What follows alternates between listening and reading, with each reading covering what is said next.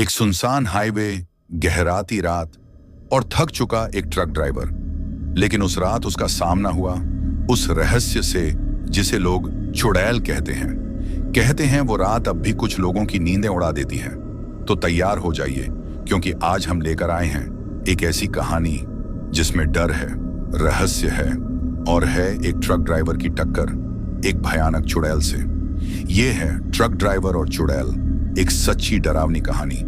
तो lights off कर लीजिए और चलिए डर की इस रात में हमारे साथ सफर पर निकलते हैं। दोस्तों, मेरा नाम प्रदीप है और मैं पंजाब के पठानकोट का रहने वाला हूं और पेशे से एक ट्रक ड्राइवर हूं। मुझे ट्रक ड्राइविंग का काम करते हुए आज लगभग 15 साल हो चुके हैं। लेकिन इन 15 सालों में मेरे साथ कई बार ऐसी डरावनी घटनाएं हुई हैं जिनके होने के बाद मेरा मन कई बार इस ट्रक ड्राइविंग के काम को छोड़ देने का करता है। वैसे तो मैं एक बहुत ही बहादुर और दिलेर इंसान हूं, लेकिन कभी कभी कुछ घटनाएं ऐसी होती हैं जिनके सामने हमारी बहादुरी और दिलेरी भी फीकी पड़ जाती है।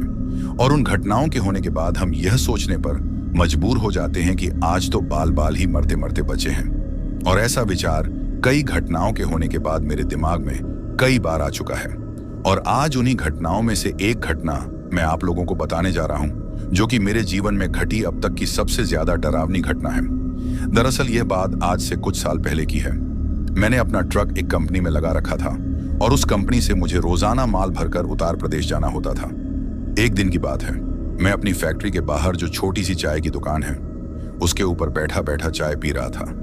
तभी मेरी ही फैक्ट्री का एक दूसरा ट्रक ड्राइवर मेरे पास आकर बैठता है और फिर हम दोनों के बीच में बातचीत होने लगती है। तभी वह मुझसे पूछता है कि तुम उत्तर प्रदेश किस रास्ते से जाते हो। उसके पूछने पर मैं जिस रास्ते से जाता था उसके बारे में उसको बताता हूँ। और जब मैं उसको मेरे जाने वाले रास्ते के बारे में बताता हूँ तो वह मुझसे कहता है कि अरे तुम तो बहुत लंबे रास्ते से होकर उत्तर प्रदेश जाते हो। आज मैं तुमको एक शॉर्टकट रास्ते के बारे में बताता हूँ और उस रास्ते से तुम लगभग 4 घंटा पहले ही उत्तर प्रदेश पहुंच जाओगे। यानी कि तुम्हारे 4 घंटे का समय उस शॉर्टकट रास्ते से जाने पर बचने वाला है और बहुत ज्यादा डीजल की भी बचत होने वाली है। जब मैंने उस आदमी के मुंह से यह बात सुनी तो मैं बहुत ज्यादा खुश हो जाता हूँ और उससे कहता हूँ कि अरे ये तो बहुत अच्छी बात है, तुमने आज से पहले मुझे इसके बारे में क्यों नहीं बताया।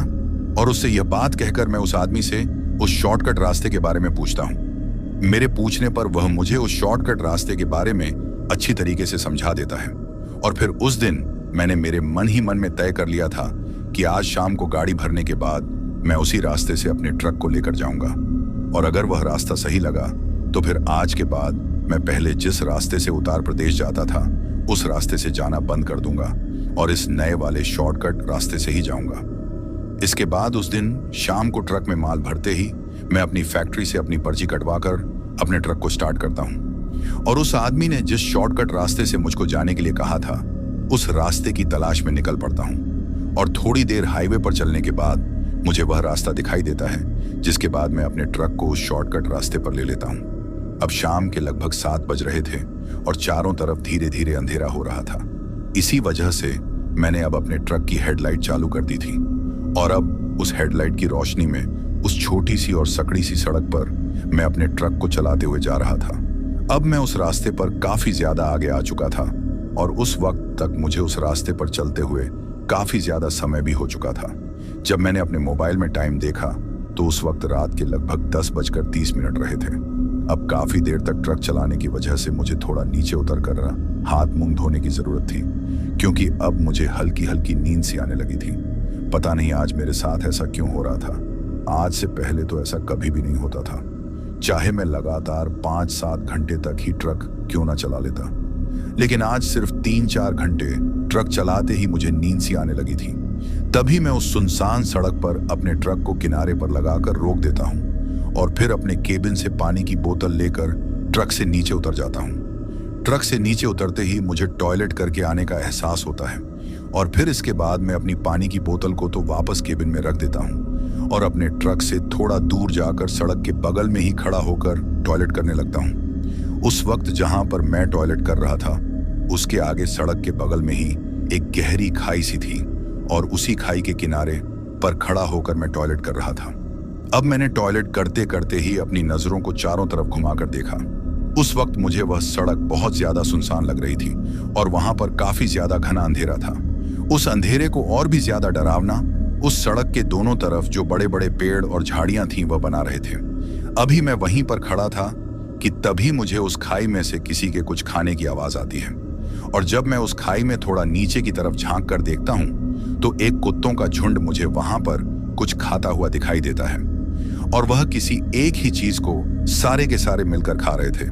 तभी मैं अपने फोन की लाइट जलाता हूं और उस लाइट की रोशनी में उस खाई के अंदर देखने की कोशिश करता हूं। वह खाई ज्यादा गहरी नहीं थी, सिर्फ 4 फीट ही गहरी थी। जब मैंने अपने फोन की रोशनी से उस खाई में देखने की कोशिश की, एक सुनसान हाईवे, गहराती रात और थक चुका एक ट्रक ड्राइवर। लेकिन उस रात उसका सामना हुआ। उस वक्त फोन की रोशनी में मुझे जो कुछ भी उस खाई के अंदर दिखाई दिया, उसको देखते ही मैं बहुत ज्यादा डर जाता हूं। और मेरी आंखों के सामने जो उस वक्त नजारा था, उसको देखकर मैं इतना ज्यादा डर गया था कि मैं आप लोगों को बता भी नहीं सकता।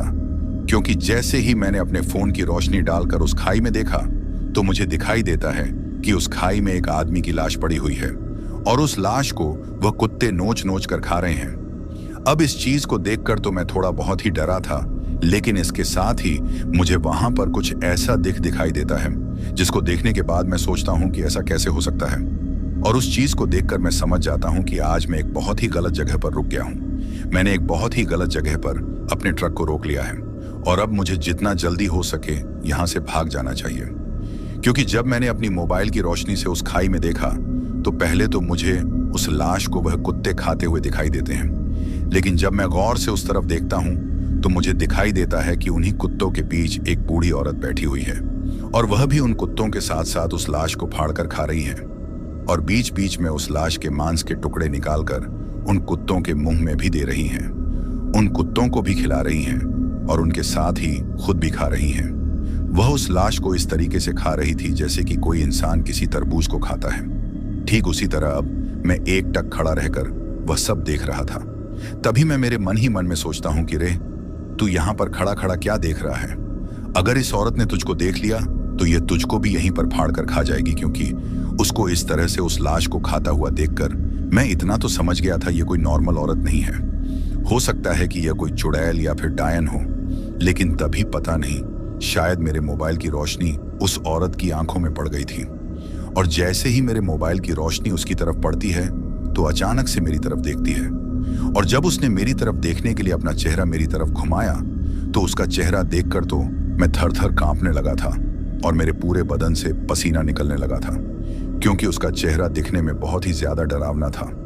उसका चेहरा पूरी तरीके से सड़ा हुआ था और इसके साथ ही उन कुत्तों की तरह ही उसके साइड के 2 दांत बाहर की तरफ निकले हुए थे और उन्हीं 2 दांतों से वह उस लाश को फाड़ फाड़ कर खा रही थी। मैंने आज से पहले किसी भी औरत का चेहरा इतना खराब और इतना ज्यादा डरावना नहीं देखा था और उसका चेहरा देखते ही मैं समझ जाता हूं कि यह कोई डायन या चुड़ैल ही है।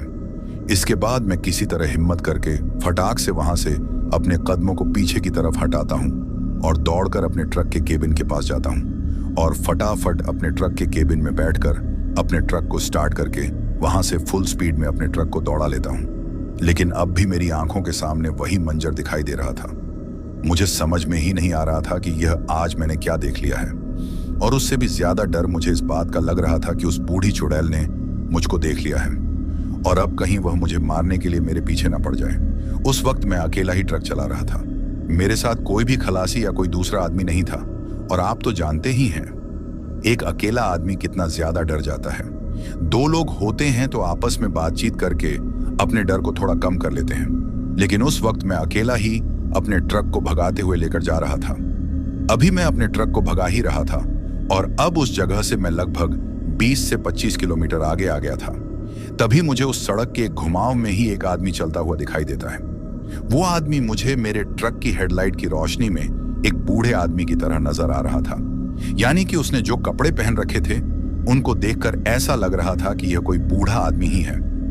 तभी मैं सोचता हूं कि इस आदमी को जहां भी जाना है मैं इसको छोड़ दूंगा और इसको अपने ट्रक में बिठा लेता हूं ताकि मेरे डर का स्तर थोड़ा कम हो, और इस आदमी से पूछ भी लूंगा कि क्या कभी इस सड़क पर कोई ऐसे डरावने हादसे होते हैं, और होकेगा तो इसको अभी कुछ देर पहले ही मेरे साथ हुई उस डरावनी घटना के बारे में भी बताऊंगा।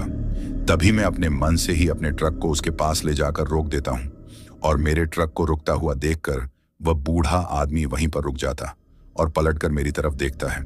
तभी मैं अपने ट्रक की हेडलाइट की रोशनी को थोड़ा डाउन करता हूँ और मेरे ट्रक के केबिन में बैठे बैठे ही उस आदमी को आवाज लगता हूँ कि बाबा, आपको कहाँ जाना है? तो वह आदमी अपने मुंह से तो कुछ नहीं बोलता है, लेकिन अपने हाथ से आगे की तरफ इशारा करता है। तो उसको आगे की तरफ इशारा करता हुआ देखकर मैं उससे कहता हूँ कि आप मेरे साथ आ जाओ, मैं आपको आगे छोड़ दूंगा। मेरे इतना कहते ही वो आदमी फटाक से मेरे ट्रक के फाटक को खोलकर मेरे ट्रक में चढ़कर बैठ जाता है और उसको अचानक से इस तरह से बैठता हुआ देखकर मैं काफी ज्यादा शॉक हो जाता हूँ, क्योंकि कोई भी अनजान आदमी किसी भी ट्रक वाले के साथ इस तरीके से एक बार के कहने पर ही नहीं बैठता है। लेकिन वह बूढ़ा आदमी तो मेरे इतना कहते ही मेरे साथ बैठ गया था। तभी मैं उसको अपने साथ अपने ट्रक को लेकर आगे की तरफ जाने लगता हूँ। लेकिन उस वक्त भी मेरे शरीर पर काफी ज्यादा पसीना आया हुआ था और मैं बहुत ज्यादा डरा हुआ था। उस वक्त मेरी सांसें भी काफी तेज तेज चल रही थीं, जो कि उस घटना के होने के बाद से ही इस तरीके से तेज हो चुकी थी। मुझको इस तरह से हाफ हुआ देखकर वह बूढ़ा आदमी मुझसे पूछता है कि क्या हुआ, तुम इस तरीके से हाफ क्यों रहे हो? तो मैं उस बूढ़े आदमी से कहता हूँ, तो उस वक्त फोन की रोशनी में मुझे जो कुछ भी उस खाई के अंदर दिखाई दिया, उसको देखते ही मैं बहुत ज्यादा डर जाता हूँ और मेरी आंखों के सामने जो उस वक्त नजारा था उसको देखकर मैं इतना ज्यादा डर गया था कि मैं आप लोगों को बता भी नहीं सकता। क्योंकि जैसे ही मैंने अपने फोन की रोशनी डालकर उस खाई में देखा तो मुझे दिखाई देता है कि उस खाई में एक आदमी की लाश पड़ी हुई है और उस लाश को वह कुत्ते नोच नोच कर खा रहे हैं। अब इस चीज को देखकर तो मैं थोड़ा बहुत ही डरा था, लेकिन इसके साथ ही आप मुझे पहले यह बताइए कि यह रास्ता ठीक है या नहीं। मैं पहली बार इस रास्ते पर आया हूं और मुझे उत्तर प्रदेश जाना है। मेरे ऐसा कहने पर बूढ़ा आदमी मुझसे कहता है कि रास्ता तो ठीक ही है, पर तुम आदमी ही गलत आ गए हो। इस रास्ते पर जब उस बूढ़े आदमी ने मुझे वह बात कही तो मुझे उसकी वह बात कुछ समझ में नहीं आई। तभी मैं उस बूढ़े आदमी से कहता हूं कि मैं आपकी बात का मतलब समझा नहीं। मेरे ऐसा कहने पर वह बूढ़ा आदमी मुझसे कहता है कि थोड़ी ही देर में तुम्हें सब कुछ समझ में आ जाएगा।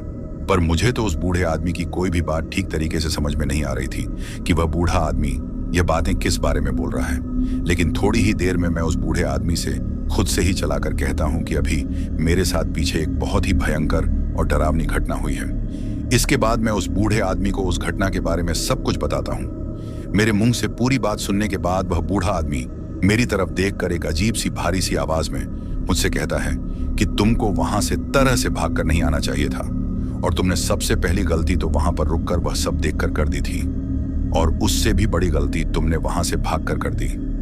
अगर तुमने वह सब देख ही लिया था तो तुम्हें वहां से भागना नहीं चाहिए था और तुमको वहीं पर रुक जाना चाहिए था।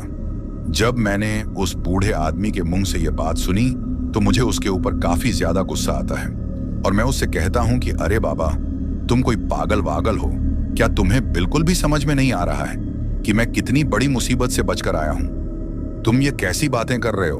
तुम ये बात क्यों कह रहे हो कि तुमको वहां से भागकर नहीं आना चाहिए था? अगर आज मैं वहां से भागकर नहीं आता तो शायद वह बूढ़ी औरत आज मुझे वहीं पर मार देती। जब उस बूढ़े आदमी ने मुझसे वह बात सुनी तो वह मुझसे कहता है कि पागल तो तुम हो जो वहां से इस तरह से भाग कर आए हो। तुम्हें क्या लगा कि तुम वहां से इस तरह से भाग कर आ जाओगे तो बच जाओगे? नहीं, ऐसा कभी नहीं हो सकता। एक एक बार जो उस बूढ़ी औरत की नजरों के सामने आ जाता है वह फिर कभी भी बच नहीं पाता। और तुम यह मत सोचो कि तुम वहां से भागकर बच गए हो, क्योंकि यह पूरा रास्ता उस बूढ़ी औरत का ही है और इस रास्ते पर जब तक तुम हो तब तक तुम उस बूढ़ी औरत के कब्जे में ही हो। मैंने जब उस बूढ़े आदमी के मुंह से वह बात सुनी तो मैं और भी ज्यादा डर गया। अब मैं अपनी आंखें फाड़ फाड़ कर उस बूढ़े आदमी की तरफ देख रहा था। तभी अचानक से ही वो बूढ़ा आदमी मेरी तरफ देखता है और मेरी तरफ देखकर हंसने लगता है और उसकी उस भारी सी आवाज में वह हंसी मुझे बहुत ही ज्यादा अजीब और डरावनी लग रही थी। और अब धीरे धीरे उस वक्त मेरी आंखों के सामने जो कुछ भी होता है उसको देखने के बाद अब मैं बहुत ज्यादा डर जाता हूं और मैं इतना ज्यादा डर जाता हूं कि मैं अपने ट्रक को भी सही तरीके से नहीं चला पा रहा था। मेरी आंखों के सामने वह नजारा देखकर मैं समझ गया था कि आज तो मेरी मौत पक्की है, क्योंकि उस वक्त उस केबिन में मेरे साथ कोई बूढ़ा आदमी नहीं बल्कि एक जिन पिशाच बैठा हुआ था। और इस चीज का पता मुझे तब चला जब वह बूढ़ा आदमी हंसते हंसते ही अचानक से अपना रूप बदलता है और धीरे धीरे वह भी अब दिखने में उस बूढ़ी औरत की तरह ही दिखने लगता है। और अब उसका रूप पूरी तरीके से बदल जाता है और वह एक पिशाच का रूप ले लेता है, जो कि दिखने में बहुत ही ज्यादा डरावना और भयंकर लग रहा था। उसको देखकर एक पल के लिए तो मुझे बहुत जोर का झटका सा लगता है। और अब अपना रूप बदलने के बाद वह मुझसे कहता है कि उस बूढ़ी औरत ने ही मुझे तुमको पकड़ने के लिए भेजा है। तुमको क्या लगा था कि तुम वहां से भागकर बच जाओगे? एक बार जो आदमी हमारे चंगुल में फंस जाता है, उसको फिर हम अपने हाथों से जाने नहीं देते हैं। बस एक बार वह किसी भी तरह से हमारे चंगुल में फंसना चाहिए, उसके बाद तो हम लोग उसको छोड़ते ही नहीं हैं। जब उस पिशाच की तरह दिख रहे उस बुढ़े ने मुझे यह सब कहा तो मैंने सोच लिया था कि आज मैं अपनी मौत के मुंह में खुद ही चलकर आ गया हूं और अब यह आदमी की तरह दिख रहा पिशाच मुझे यहीं पर मार डालेगा। तभी पता नहीं मुझे क्या होता है कि मेरे शरीर पर कोई भी कंट्रोल नहीं रहता है और ट्रक भी अब अपने आप ही चला जा रहा था और थोड़ी ही दूर जाकर ट्रक अपने आप ही एक जगह पर झटका खाकर बंद हो जाता है और ट्रक को इस तरीके से बीचों बीच बंद होता हुआ देखकर मैं काफी ज्यादा डर जाता हूँ। और उस वक्त मेरा ट्रक उस रास्ते के बीचों बीच बंद हुआ था जिसके चारों तरफ घना जंगल और अंधेरा था। इसके साथ ही मेरे बगल में मेरे ही ट्रक के केबिन में एक पिशाच बैठा हुआ था और उसका रूप इतना ज्यादा डरावना था कि उस अंधेरे में उसको देखकर मेरे शरीर से तर तर पसीना निकलने लगा था। उसका वह रूप देखकर मैं इतना ज्यादा डर जाता हूं कि मैं अपने ट्रक का फाटक खोलकर नीचे कूद जाता हूं। मुझको नीचे कूदते ही वह पिशाच भी मेरे पीछे पीछे ही नीचे कूदने लगता है, लेकिन वह नीचे कूदता उससे पहले ही मेरे नीचे कूदते ही मुझे वहां पर कुछ ऐसा दिखाई देता है कि उसको देखते ही मैं सोच लेता हूं कि अब यहां से भागने का कोई फायदा नहीं है, क्योंकि यहां से चाहे मैं भागने की कितनी ही कोशिश कर लूं, लेकिन आज मैं अपनी जान नहीं बचा पाऊंगा। और ये चीज सोचने के बाद मैं वहां पर बिल्कुल निडल होकर गिर जाता हूं और अब बस मैं अपनी मौत का इंतजार कर रहा था, क्योंकि जैसे ही मैं अपने ट्रक के केबिन से नीचे कूदता हूं तो नीचे कूदते ही मुझे सड़क के ऊपर वहीं बूढ़ी औरत बैठी हुई दिखाई देती है और वह मेरे इतना ज्यादा पास बैठी हुई थी कि मेरे हाथ से भी मैं उसको छू सकता था। अब उसको इस तरह से सड़क पर मेरे बगल में ही बैठा हुआ देखकर मैं समझ जाता हूं कि आज उसने मुझे अपने जाल में पूरी तरीके से फंसा लिया है और अब यह मुझे जिंदा नहीं छोड़ेगी। क्या आप मुझे पहले यह बताइए कि यह रास्ता ठीक है या नहीं? मैं पहली बार इस रास्ते पर आया हूं और मुझे उत्तर प्रदेश जाना है। मेरे ऐसा कहने पर बूढ़ा आदमी मुझसे कहता है कि रास्ता तो ठीक ही है, पर तुम आदमी ही गलत आ गए हो। इस रास्ते पर जब उस बूढ़े आदमी ने मुझे वह बात कही तो मुझे उसकी वह बात कुछ समझ में नहीं आई। तभी मैं उस बूढ़े आदमी से कहता हूं कि मैं आपकी बात का मतलब समझा नहीं। मैं वहां पर पड़ा यह सब सोच ही रहा था कि तभी वह बूढ़ी चुड़ैल मुझसे कहती हैं कि क्या हुआ, तुझे क्या लगा था कि तू वहां से भागकर अपने ट्रक में बैठकर मेरे हाथों से निकल जाएगा? तुझे इस चीज के बारे में शायद किसी ने बताया नहीं है कि एक बार जो भूत प्रेतों के इलाके में आ जाता है फिर उसका बच पाना बहुत मुश्किल और नामुमकिन है। लेकिन तू तो अपने आप को बहुत बहादुर मानता है, इसी वजह से तो तू उस जगह से इस तरह से भाग कर आया है। लेकिन जब तू वहां से भाग रहा था तभी तुझको देखकर मैंने सोच लिया था कि आज तुझे किसी भी हालत में जिंदा नहीं छोड़ना है, क्योंकि तेरे अंदर पूरी तरीके से मांस भरा हुआ है और तेरे शरीर का यह मांस मुझे दूर से ही अपनी ओर आकर्षित कर रहा है और यह मुझसे कह रहा है कि आओ और मुझको फाड़कर खा जाओ। उस बूढ़ी चुड़ैल के मुंह से इस तरह की बातें सुनकर मैं बहुत ज्यादा डर गया था। अब मैं उस चुड़ैल से कहना चाहता था कि अगर तुम्हें मुझे मारना ही है तो एक झटके में ही मार दो और मारने के बाद तुम जो चाहो मेरे साथ कर लेना, लेकिन मुझे तड़पा तड़पा कर मत मारना, क्योंकि मैं अपनी मौत को इस तरीके से अपने करीब आते हुए नहीं देख सकता। लेकिन अब मैं चाहकर भी उस बूढ़ी औरत से कुछ भी नहीं कह पा रहा था, क्योंकि उस वक्त मेरे डर का स्तर इतना ज्यादा बढ़ चुका था कि डर के मारे मेरा पूरा का पूरा गला सूख गया था और मेरे गले से आवाज भी नहीं निकल रही थी। अभी मैं वहीं सड़क पर पड़ा आंखें फाड़ फाड़ कर उस बूढ़ी चुड़ैल को देख ही रहा था कि तभी किसी ने पीछे से मेरे दोनों हाथों को पकड़ा और मेरे हाथों को पकड़ने के बाद वह मुझे पीछे की तरफ घसीट लगता है। जैसे ही वह मुझे घसीट लगता है तो मैं मेरे सर को ऊपर की तरफ करके देखता हूं तो मुझे मेरे ऊपर वहीं जिन पिशाच दिखाई देता है जो थोड़ी देर पहले मेरे साथ ट्रक के केबिन में बैठा हुआ था, और अब वह मुझे पीछे से पकड़कर घसीटते हुए सड़क के बीचों बीच लेकर जाता है और सड़क के बीचों बीच ले जाकर वो मुझे मेरे कंधों को दबाकर वहीं पर लिटा देता है और मुझको इस तरह से लिटा के बाद वह उस बूढ़ी चुड़ैल की तरफ को इशारा करता है। और उस पिशाच का इशारा मिलते ही वह चुड़ैल वहां से उठकर अजीब तरीके से चलते हुए मेरे पास आती हैं और मेरे पास आकर मेरे पैरों पर बैठ जाती हैं और मुझसे कहती हैं कि अब मैं तुझे भी ठीक उसी तरीके से फाड़ कर रख दूंगी जिस तरीके से तूने मुझे उस आदमी को खाते हुए देखा था।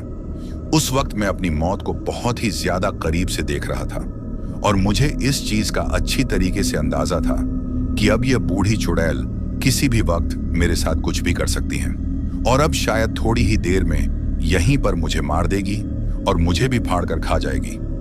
उस वक्त मैं डर के मारे मेरे मन ही मन में भगवान को याद करने लगा था कि हे भगवान, अगर तुझे मुझे मारना ही है तो एक झटके में ही मार दे, लेकिन इस तरीके से इस चुड़ैल के हाथों मुझे तड़पा तड़पा कर क्यों मरवा रहा है?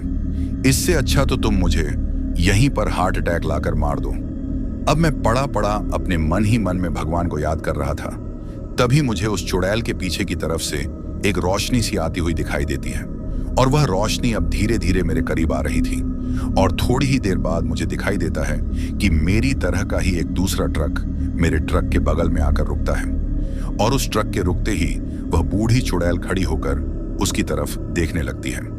अभी वह बूढ़ी चुड़ैल और वह नर पिशाच उस ट्रक की तरफ देख ही रहे थे कि तभी उस ट्रक के दोनों तरफ के फाटक खुलते हैं और उस ट्रक के केबिन में से दो आदमी नीचे उतरते हैं और उन दोनों आदमियों के नीचे उतरते ही पता नहीं उस बूढ़ी चुड़ैल और उस पिशाच को क्या होता है और अचानक से ही पीछे से वह नर पिशाच बहुत तेज आवाज में चिल्लाता है कि अरे बुढ़िया, भाग यहां से, जल्दी भाग। और उसके इतना कहते ही वह बूढ़ी चुड़ैल भी जोर से चिल्लाती है और चिल्लाते हुए वह दोनों पीछे की तरफ भाग जाते हैं और पता नहीं अंधेरे में ही कहां गायब हो जाते हैं। और उन लोगों को इस तरह से भागता हुआ देखकर मैं बहुत ज्यादा अचंभित हो जाता हूं। अभी भी मैं वहीं पर सड़क पर पड़ा हुआ था। तभी वह दोनों आदमी जो ट्रक से उतरे थे वह मेरे पास आते हैं और जैसे ही वह मेरे पास आते हैं तो उनमें से एक आदमी का चेहरा देखते ही मैं उस आदमी से कहता हूं कि अरे तुम यहां पर कैसे? दरअसल वह वही ट्रक ड्राइवर था जिसने मुझे इस शॉर्टकट रास्ते के बारे में बताया था। तो वह आदमी मुझसे कहता है कि अरे तुम इस तरीके से सड़क पर क्यों पड़े हुए हो? वह बूढ़ी औरत और वह बूढ़ा आदमी कौन था? तो मैं उस आदमी से कहता हूं कि अरे यार, तुमने तो मुझे बहुत बड़ी मुसीबत में फंसा दिया।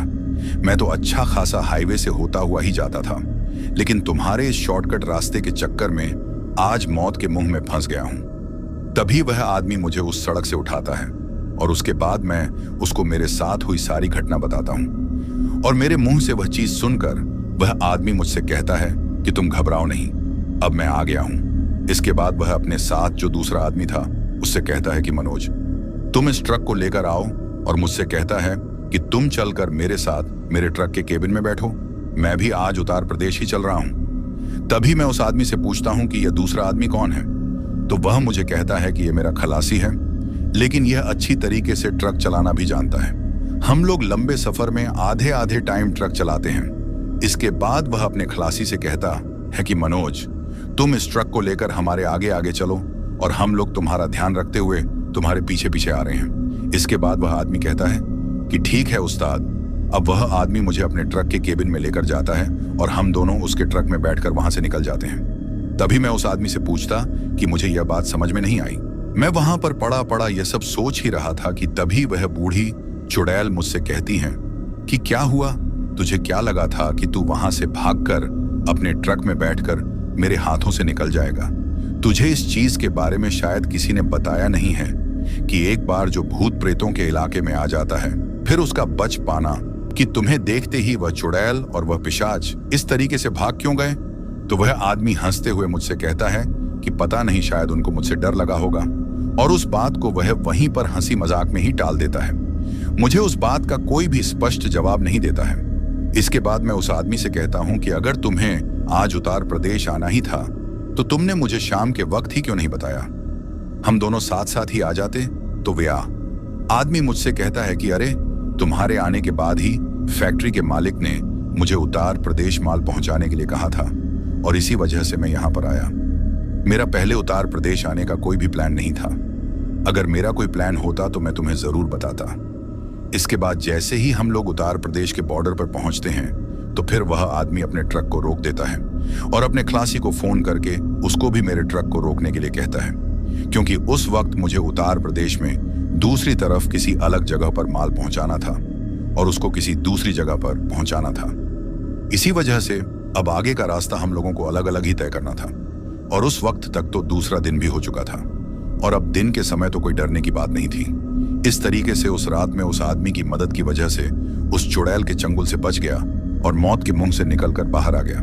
यहां तक तो यह कहानी आप लोगों को बहुत ही ज्यादा साधारण सी लगी होगी, लेकिन इससे आगे जो इस कहानी में हुआ उसको सुनने के बाद आप बहुत ज्यादा चौंक वाले हो। अब इस कहानी में आगे ऐसा क्या हुआ यह आपको कहानी को आगे सुनकर ही पता चलेगा। दरअसल उत्तर प्रदेश में माल खाली करने के बाद जब मैं वापस पंजाब पहुंचा तो वह आदमी मुझे वहीं पर फैक्ट्री में ही दिखाई देता है। उसको देखकर मैं सोचता हूं कि उस वक्त तो मैं इसका अच्छी तरीके से धन्यवाद नहीं कर पाया, इसलिए अब इसके पास जाकर इसको मेरी इतनी मदद करने के लिए धन्यवाद कह देता हूं। यही सोचकर मैं उसके पास जाता हूं और उसके बाद मैं उससे कहता हूं कि मेरी जान बचाने के लिए तुम्हारा बहुत बहुत धन्यवाद। अगर उस रात को तुम मेरी जान नहीं बचाते तो मेरा तो पूरा परिवार ही लुट जाता। जब मैंने उस आदमी से यह बात कही तो वह आदमी मुझसे कहता है कि तुम किस बारे में बात कर रहे हो और मैंने कब तुम्हारी जान बचाई। जैसे ही उस आदमी ने मुझसे वह बात कही तो मेरे तो चेहरे की हवाइयां ही उड़ जाती हैं और मैं उसकी तरफ अजीब तरीके से देखने लगता हूं। मैं उससे कहता हूं कि यार तुम कैसी अजीब बात कर रहे हो। 2 दिन पहले रात को मेरे साथ जो घटना हुई थी और मैंने तुमको तुम्हारे ट्रक में बैठने के बाद सारी बातें बताई थी, वह बातें तुमको याद नहीं है क्या कि मैं किस बारे में बात कर रहा हूं? तो वह आदमी मुझसे कहता है कि तुम शायद ट्रक चलाकर बहुत ज्यादा थक गए हो या फिर तुम्हें बहुत ज्यादा नींद लेने की जरूरत है। तुम कैसी बहकी बहकी बातें कर रहे हो। मैं तो कभी उत्तर प्रदेश गया ही नहीं। मैं तो कल हरियाणा जाकर ही अपना माल खाली करके आया हूं। जब मैंने उस आदमी के मुंह से यह बात सुनी तो मैं बहुत ज्यादा चौंक गया और उसके बाद मैंने उससे कहा कि तुम्हारे साथ तुम्हारा वह खलासी मनोज भी तो था। तो थोड़ी ही देर बाद वह आदमी अपने खलासी मनोज को वहां पर बुलाता है और जब मैंने उसके खलासी मनोज को वह सारी बातें बताई तो वह भी हर बात के लिए इनकार कर देता है कि हम लोग तो उत्तर प्रदेश गए ही नहीं। फिर इसके बाद वह आदमी मुझसे पूछता है कि तुम्हारे साथ असल में हुआ क्या है, सारी बात तसल्ली से बताओ। जब उस आदमी ने मुझको वह बात कही तो उसके बाद मैं उसको पूरी बात विस्तार से बताता हूं और जब उसने मेरे मुंह से वह बात सुनी तो वह आदमी मुझसे कहता है कि गलती मेरी ही है। मैं तुम्हें उस शॉर्टकट रास्ते के बारे में बताते हुए एक चीज बताना तो मैं भूल ही गया था कि उस रास्ते पर कभी भी ट्रक को बीच में रोककर नीचे नहीं उतरना है। सिर्फ लगातार अपने ट्रक को लेकर चलते ही जाना है और जब तक वह शॉर्टकट रास्ता खत्म नहीं हो जाता तब तक कहीं पर भी एक पल के लिए भी ट्रक को नहीं रोकना है। अगर तुम बीच में ट्रक को नहीं रोकते तो तुम्हारे साथ ऐसे कुछ भी नहीं होता, लेकिन तुमने बीच में ही ट्रक को रोककर बहुत बड़ी गलती कर दी थी और इसमें गलती मेरी भी है कि मैंने तुम्हें पहले इस चीज के बारे में नहीं बताया। लेकिन अब इस चीज से तो वह आदमी भी बहुत ज्यादा चौंका हुआ था कि आखिर उस रात वह वहां पर गया भी नहीं और मैं उसे कह रहा हूं कि वह वहां पर आया था। तभी उसका जो खलासी मनोज था वह मुझसे कहता है कि उस्ताद, उस रात आपकी मदद भगवान ने ही की होगी। भगवान ही हम लोगों का रूप